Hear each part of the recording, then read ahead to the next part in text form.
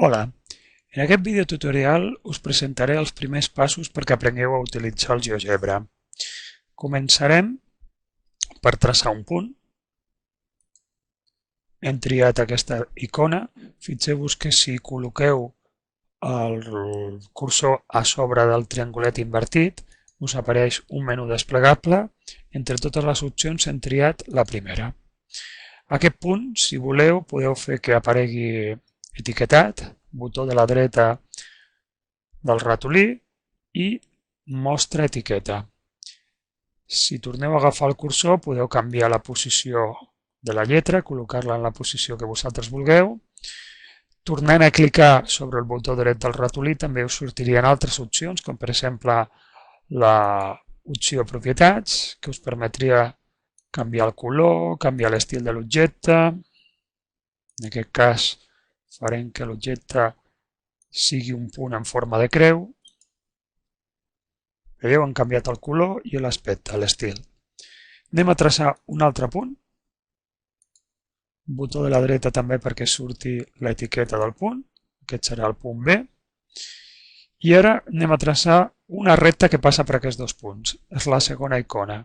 Si us fixeu en el menú desplegable tenim tot un seguit d'opcions de les quals triem la primera opció. Traçar una recta que passa per dos punts. Ens apropem al punt i fixeu-vos que hi ha un moment en què canvia el cursor i el punt queda ressaltat. Fem clic en aquest moment i tornem a fer el mateix en l'altre punt. I ara traçarem una altra recta que va des d'aquí fins aquí. Tenim dues rectes que es tallen en un punt i que formen quatre angles iguals 2 a 2. Aquest és igual que aquest. I ara el que farem és mesurar aquests angles. Per fer-ho, triem aquesta opció. Veieu les possibilitats d'aquesta icona. Triem la primera i el que hem d'indicar és les dues rectes entre les quals volem que mesuri l'angle. Ara, si tornem a seleccionar l'opció Mou, fins i tot podríem bellugar la posició del punt i veieu que automàticament ens va indicant com canvia el valor de l'angle. A mesura que belluguem la recta, el valor de l'angle va canviant. En aquest cas, arribarien a una recta perpendicular que forma pràcticament un angle de 90 graus amb l'altra recta. Anem a veure un altre exemple. Fem fitxer nou, no deixem els canvis i ara anem a treballar amb el cercle. Començarem fent un cercle donat dos punts. Tracem el primer punt que serà el centre, tracem el segon punt que serà el que marca el radi i ara anem a dibuixar un altre cercle però aquesta vegada amb la segona opció. D'aquesta manera li donarem el punt del centre i ara ens demana quin valor numèric té el radi. Li donarem un valor de 3 i en aquest moment tenim dos cercles que si volem podem bellugar, perquè si belluguem al centre varia també la posició del cercle. Podem apropar un cercle a l'altre i buscar aquests punts d'intersecció al qual es tallen els dos cercles. Per fer-ho anem a una opció que trobarem aquí, que és la intersecció entre dues línies. Cliquem aquí sobre i hem trobat la intersecció. Cliquem aquí sobre i hem trobat l'altra intersecció. Per comprovar que realment el que hem trobat és la intersecció, el que podem fer, si voleu, és bellugar el cercle i podeu adonar-vos que el punt que marca sempre és el punt d'intersecció entre les dues circunferències.